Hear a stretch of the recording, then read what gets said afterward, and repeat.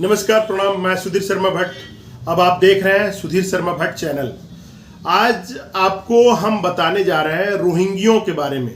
जो कि भारत के सुरक्षा के लिए,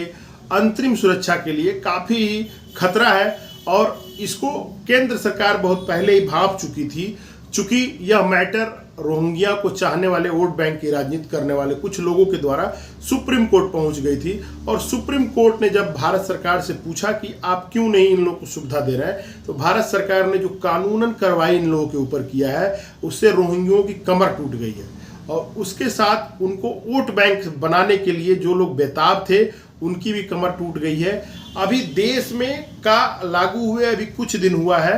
और इस पे भारत सरकार पीछे हटने का नाम नहीं ले रही है। तो अभी ये झटका लोगों को बर्दाश्त नहीं हुआ था कि तब तक देश में अवैध रूप से रह रहे आतंकी, घुसपैठिए, जो कि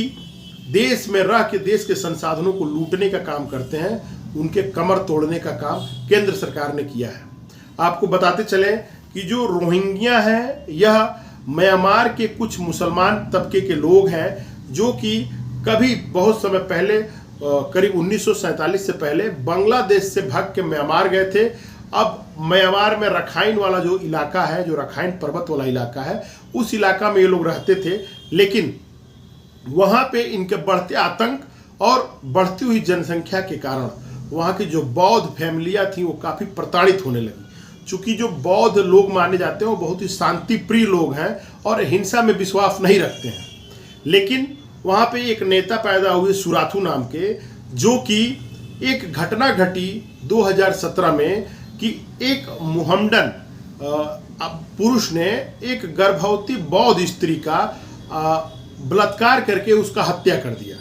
जिसके अगेंस्ट में जो वायलेंस फैला, जो हिंसा फैली म्यांमार में, वह तब जाके रुकी कि वहाँ के लोगों ने लाठी डंडा और बंदूक गोलियों का सहारा लेके उन लोगों को म्यांमार के सीमा से पार भगा दिया। अब मैटर फंसा कि बांग्लादेश कहता है कि मेरे नागरिक नहीं है और म्यांमार कहता है कि मेरे नागरिक नहीं है, शरणार्थी थे।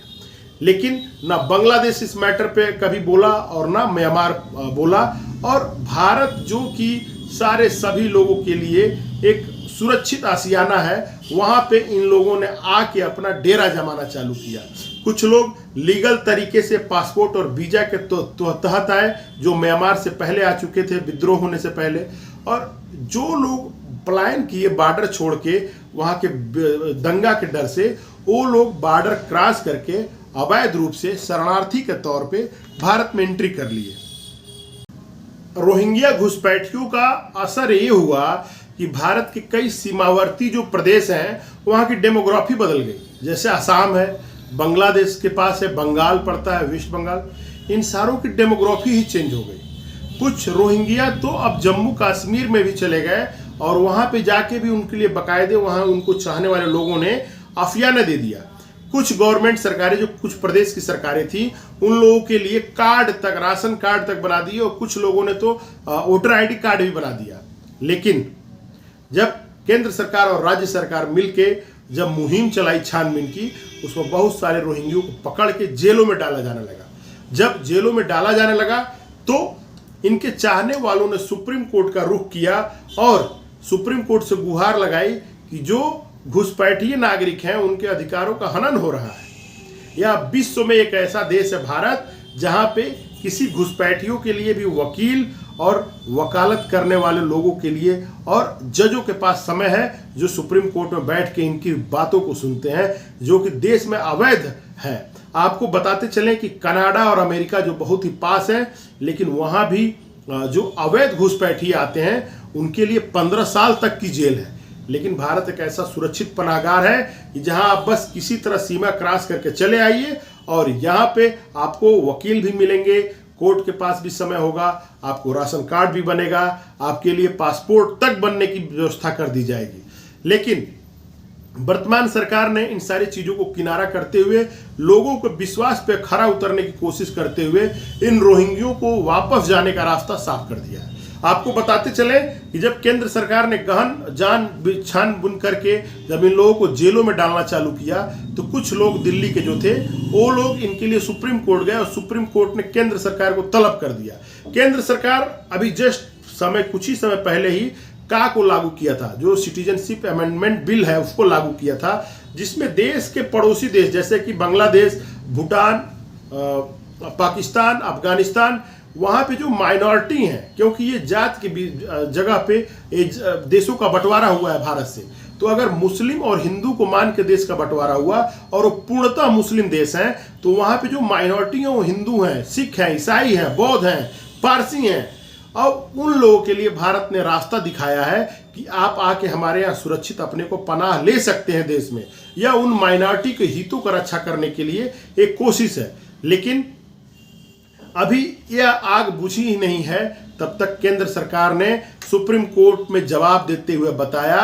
कि आप एक अलग श्रेणी नहीं बना सकते हैं, न्यायपालिका को अधिकार नहीं है कि वह घुसपैठियों के लिए एक अलग श्रेणी बना के और उनका रहने का दबाव सरकार के ऊपर डाले। यह संसद का काम है और संसद अपना काम करेगा। केंद्र सरकार के इस जवाब से सुप्रीम कोर्ट भी सहमति जताई और इस पे अपनी मुहर लगा रही है, जिसका असर ये होगा कि देश में जितने भी रोहिंग्या हैं उनको डिटेंशन करके देश से बाहर निकाला जाएगा। आपको बताते चलें कि केंद्र सरकार ने जवाब देते हुए सुप्रीम कोर्ट में कहा कि देश के नागरिकों को अधिकार है कि वह भारत में रह के निवास कर सकें और नागरिकता के साथ रह सकें, न कि उन विदेशी घुसपैठियों को है कि जो हमारे देश में चोरी छुपे आए और उनको रहने का और खाने का और स्वतंत्रता हर चीज़ों को मिलनी चाहिए। आपको बताते चलें कि जो रोहिंग्या हैं वह काफ़ी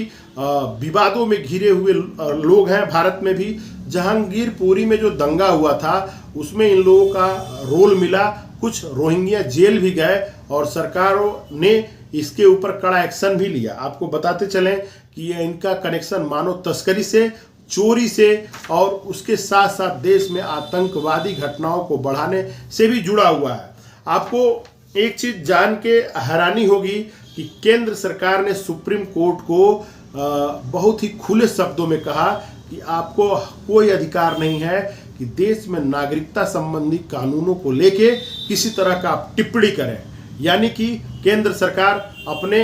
जो उनका डिसीजन है वह फाइनल है। रोहिंग्या अब देश में नहीं रहेंगे, इनको डिटेक्ट करके, इनको कलेक्ट करके और एक मुश्त इनको देश से निकाला जाएगा। इसी के साथ मेरा आप सभी लोगों को प्रणाम, और अगर मेरा ब्लॉग पसंद आए तो प्लीज़ लाइक एंड सब्सक्राइब। मैं सुधीर शर्मा भट्ट आप लोगों के सामने एक बार और प्रणाम।